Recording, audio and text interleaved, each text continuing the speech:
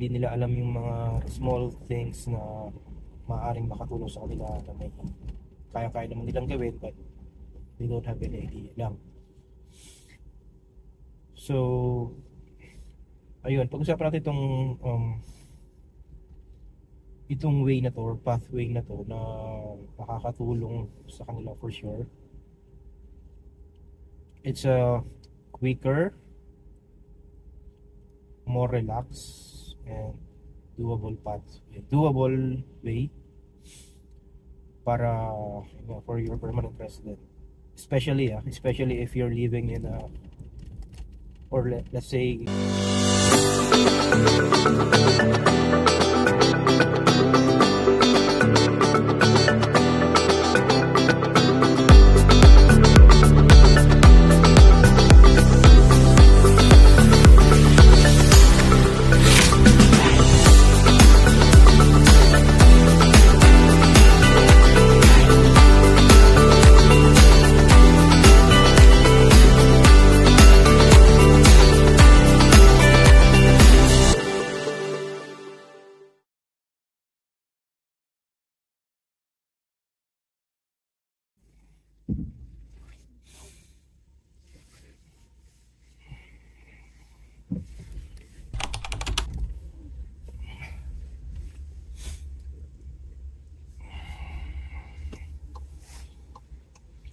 morning mga boss.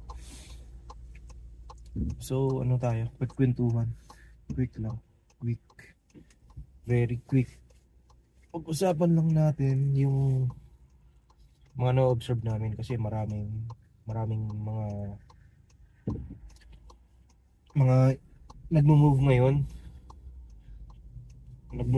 from Ontario to Alberta or to Saskatchewan or to Atlantic provinces because of difficulty or confused sila or struggling and finding ways to be permanent.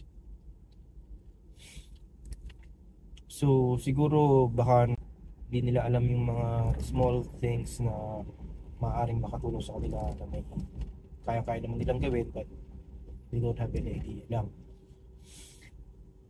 So ayun, pag-usapan natin itong way na to or pathway na to na makakatulong sa kanila for sure. It's a quicker,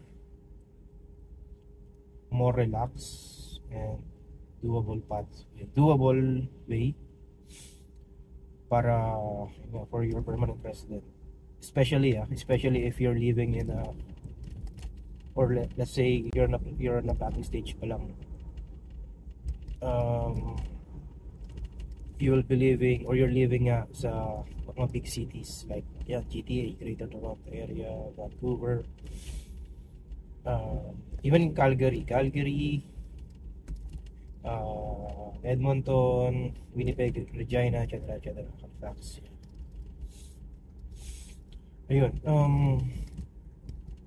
This is based lang sa ano namin or sa akin, personally sa akin sa experience ko. Actually ako nag-share nito ngayon kasi ako mismo yung nag-file nito. Dinouble check lang ni Mrs. lahat ng final ko. Pero normally kasi si Mrs. talaga yung nagka-file sa akin when it comes to immigration related documents. Siya talaga yung nag-aasikaso lahat kasi siya lang halos yung mga lahat sa akin natin. Sa documentations namin dito sa Canada, from student to extension kasi 1+1 po thesis, etc. Actually it's a PNP yun, sabi ko na rin, it's a provincial nomination na nakuha ko dito sa Ontario. Okay, ano ba yung NOC code na yun na I think and I believe maraming Pilipino na knows how to do it Basta mabuting-ting ka lang, especially we know naman na karamihan sa nag-student dito or work permit holders dito is mga family na, may family na. So basically, mabubuting tingnan yan sa mga bahay. Kahit basic lang, basic knowledge. Mechanical, plumbing, electrical. Mga basic lang. You don't need to be highly skilled to sa ganong areas. Kahit basic lang is enough na. Kagandaan kasi na itong na to is, well, based lang sa sa observation ko. Lagi siyang nado-draw. Kaya ako nasabing doable siya kasi lagi siyang nado-draw whichever stream sa OINP, regardless of federal skilled, foreign worker stream, or any other stream. Kasi super lagi siyang dinadraw. Okay siya for big cities kasi maraming mga ginagawang bahay dito, maraming mga nakatayong condominium, maraming nakatayong establishments, office buildings. Kinagandahan pa nito, you only need 1 year experience. You don't need to have prior experience of this NOC, especially if you're applying for federal skill trades. You don't need the prior experience for this, and kailangan mo lang is may 1 year experience ka, and you don't even need to have a job during your application. Yun ang mas maganda. Kasi like yung sa akin nga na nangyari sa akin, nag-apply ako, pa-resign na ako nun sa work ko, sa current work ko, and ayun, na-approve naman siya. Wala na ako ron sa dati kong work for 5 or 6 months. So yeah, very very doable talaga siya. Kailangan mo lang is mabuting ka and konting knowledge sa mga sa basic maintenance ng bahay. Yun lang kasi yung pinaka foundation dun sa NOC na to eh. Okay, ano bang NOC code na to? It's I don't know if you're familiar with yung sinasabi nila na site superintendent. Yeah, it's ang NOC code number niya is 73201. It's a property maintenance workers and property superintendents. Compared to other NOCs na kailangan pa ng license, certification, whatsoever. Ito, you don't need to have one, pero lagi siya nadadraw. Actually nagulat nga ako kasi hindi siya common sa mga trades. I don't know why it's uncommon eh. Pero super in demand niya sa mga cities like GTA, Vancouver. Super in demand siya kasi ang daming mga nakatayong building, ang daming pang mga tinatayong building, especially now na di ba, may housing crisis, nagkatayo ng mga bagong building. So ang tendency, dami yung demand for superintendents. Quick idea lang dun sa superintendent job na yun. Dalawang klase kasi siya. Pwede kang maging superintendent into two types of buildings. Actually, not only building, even mga houses pwede. Dalawang klase kasi siya. It's commercial and residential. So for commercial, you can go for office building, plaza, restaurants, and other establishments na commercialize, or yung mga may profit, may income. Ayun yung mga commercial buildings. Then the other type is the residential building. So yun nga, yung apartment building, condominium building, what else? Even yung mga horizontal type na houses na na basta pinapaupahan, you can may mga employers kasi na ganun eh. Mag-aano ka lang, mag-a-apply ka lang, then yeah, you can be property superintendent, then eventually get a 1 year experience, then apply for federal skilled.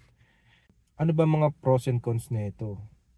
Actually, ang dami niyang pros. Pero ang nakikita ko lang na cons niya is actually unahin natin yung cons, no. Cons niya is it's 24/7 on call.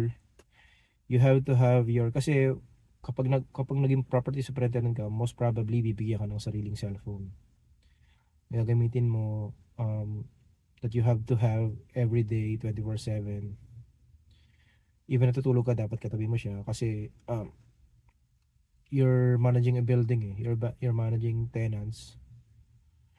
Number one na ano mo dyan is safety. So any safety related emergency, tatawag agad sila sa'yo. Even in the middle of the night, tatawag sila sa'yo. Then yeah, you have to answer that. You have to respond. Yan yung pinaka na ron. Then yun. And mas mababa, kasi pa pala, is mas mababa ng konti yung salary niya. But ano yan, case to case basis yan. Kasi ano eh, related siya sa isang positive, sa isang pros eh. So yun lang yung cons ko. 24/7, dapat hawak mo siya. Even if you're on vacation, dapat hawak mo siya. Dapat ready ka mag-answer ng call. Yun lang yung ano doon. Cons nila. 24/7 and medyo mas mababa yung sahod. Yun na, pupunta na tayo sa pros. Ngayon, kaya lang nagiging mas mababa yung sahod mo if bibigyan ka kasi ng bahay, which is pumapasok na sa ating one of our pros. Yun nga, may libreng bahay. Normally, pag superintendent kasi, o-offeran kanya ng 2 to 3 bedroom a unit sa isang apartment building. Pag residential ka. So, ayun, you will be there. You can stay there with your family and yun, 2 to 3 bedroom depending on kung ano yung may offer na sa inyo. But yun nga, 2 to 3 bedroom siya. Never na nagkaroon ng 1 bedroom lang. Normally 2 to 3 bedroom talaga siya. Yun ang tinatawag ng mga resident manager or live-in manager or live-in superintendent. Parehas lang siya. Another thing doon, yun nga, since another pros is since nandun nga kayo sa building, you have your own unit sa building, sa isang building. You're working from home or you're working at home, parang ganun. Kasi yun na yung bahay mo eh. Nandun na mismo. Magkakaroon ka rin bukod sa unit na ano mo na bibigay sa iyo, magkakaroon ka rin ng sarili mong opisina. And yung opisina na yon, doon ka magi-stay. You can go there anytime pag may kailangan. You can go back sa bahay mo if kailangan mo pumunta, kailangan mo magluto, pwede rin yun. It's up to you kasi normally wala naman yun yung employer eh. Yung employer na may sarili naman yung parang head office. Ikaw lang talagang tatayong parang matanan nila. So yun nga, basically ang gagawin mo lang is respond to any call. I'm talking about sa residential respond to any call. Check kung ano yung tinatawag, kung ano yung kailangan gawin. You can do minor plumbing, minor painting, repainting, minor electrical work. Pero take note, bawal kasi sa Canada yung gagawa ka ng mga plumbing or electrical job, mechanical job na hindi ka licensed. So basically, hindi talaga ikaw yung gagawa ng mga complex jobs na. Ipapasa mo na yan, itatawag mo na yan sa head office nyo or itatawag mo na yan sa mga service providers nyo na yun nga, accredited nyo, nagagawa ng mga yun. Hindi talaga ikaw yung gagawa. It's more on monitoring lang talaga. Monitoring, assessing the situation, calling yung kung sino dapat tawagan. And yeah, get the job done. Ganun lang. And collection syempre ng rent. Kayo ang gagawa nun. But for office building naman, more on minor plumbing, electrical, but still you will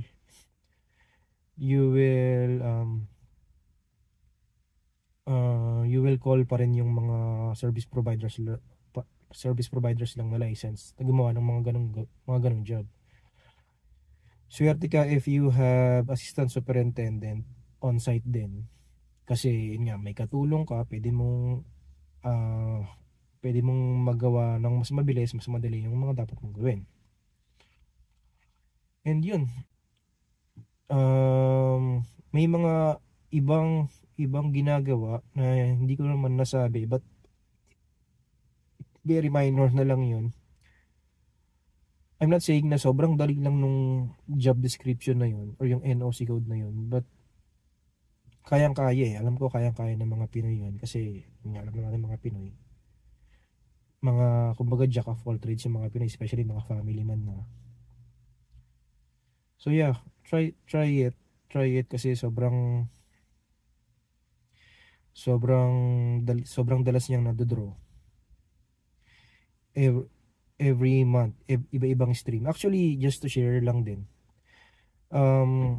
sa ano na yan, sa NOC code na yan, 2 times for foreign worker stream and 2 times for skilled trade stream, pero hindi ko in-apply. Winidraw ko yung sa foreign worker stream, ang in-apply ko is yung sa skilled trade stream. You know why? Kasi I had a plan that time na mag-resign or umalis sa work ko, kasi parang nagkakaroon kami ng plano that time na lumipat nga ng city, which we did nga, na from Toronto lumipat kami rito sa Windsor. And yun, hindi naman nagka-problema. Nakuha ko yung PNP, kasi mayroon doon may clause doon na you're not required or you don't need to have a job during your application. So, ayun yung pinakamaganda ron for federal skilled trade na yun. And yun nga, take note kahilera niya rin yung mga skilled jobs like electrician, welder, plumber. But parang sa lahat ng federal skilled NOCs na yun, siya lang yung hindi kailangan ng license or certification. So easier for us na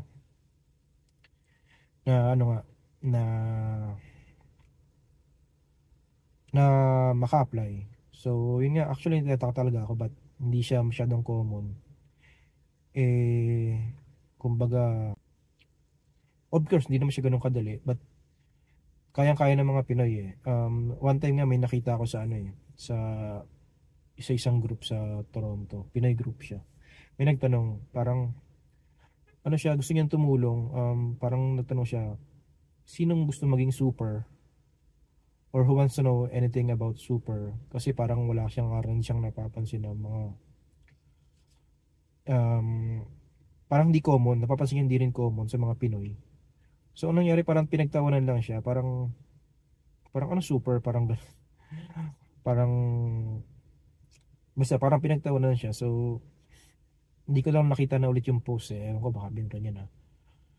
But yun, try niyo po yun. Ang NOC code is 73201. Property maintenance and property superintendent. Oh, just to add lang din, before kasi binago na, di ba? Dati from NOC, ngayon parang tier code na. So yun, before kasi parang yung superintendent na sinasabi is parang cleaning job siya.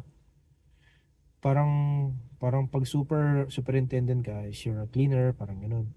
Inayos siya ni Canada, ni IRCC, kinlassify siya, hiniwalay siya sa mga janitor, housekeeper, cleaner. Binigyan niya ng sariling code yung mga yon.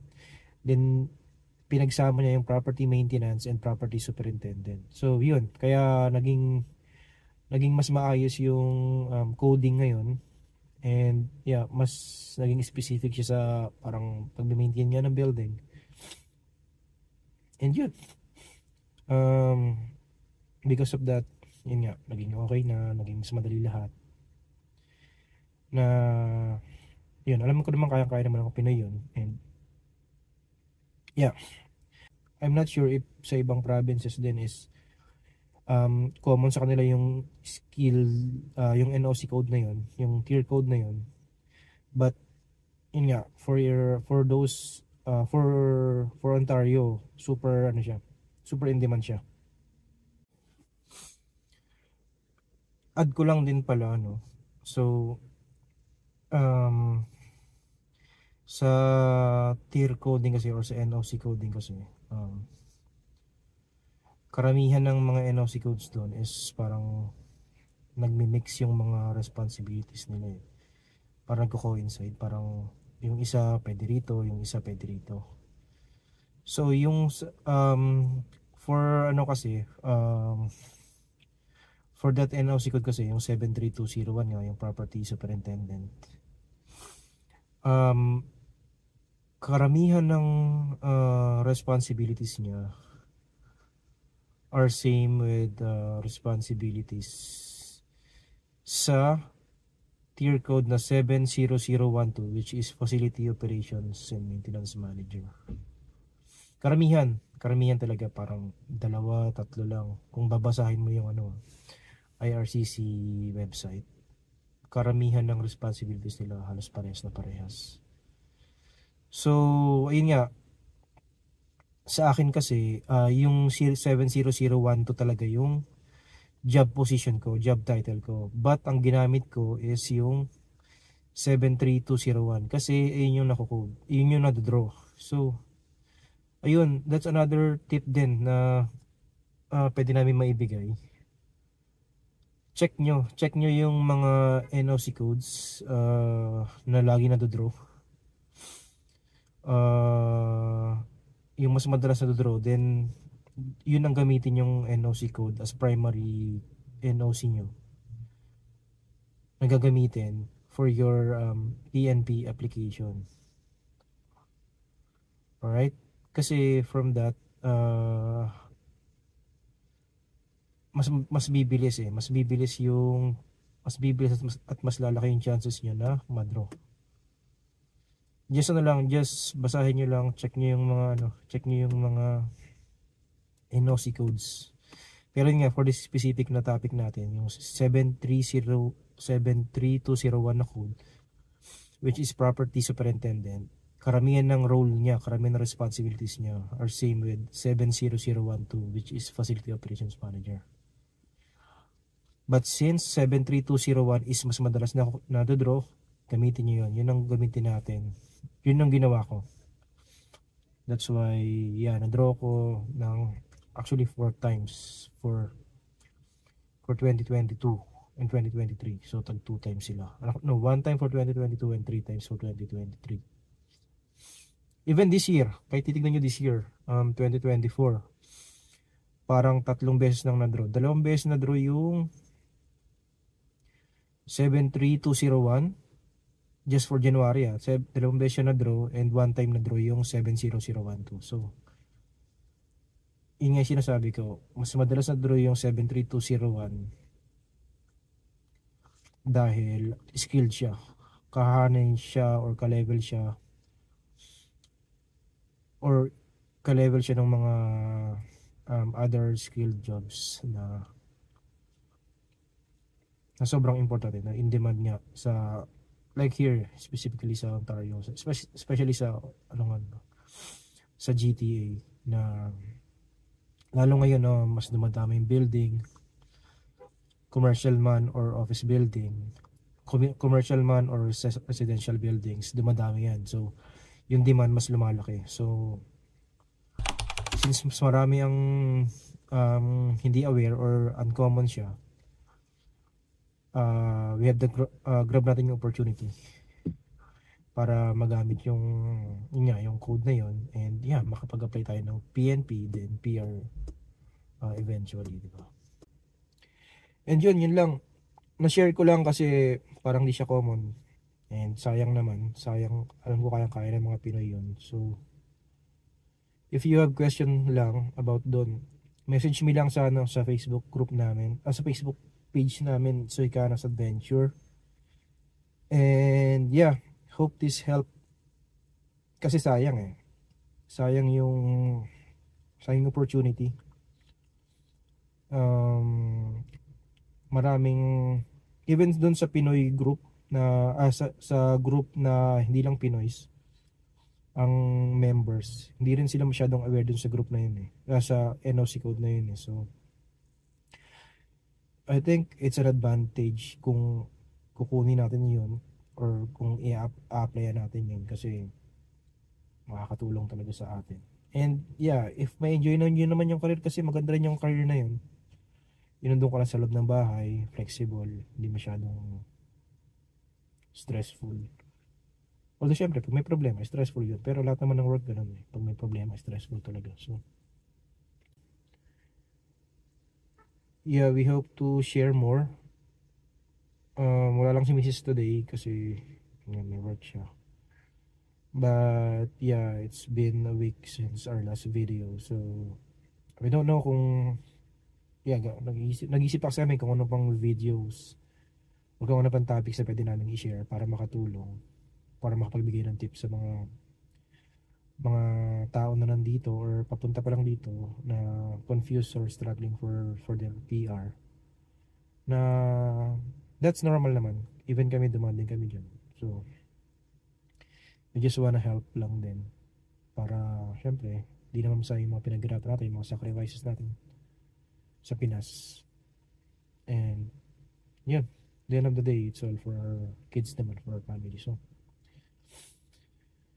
ayun, sa next video namin, maybe share namin yung ito, isang tip link din to kasi about sa visit visa.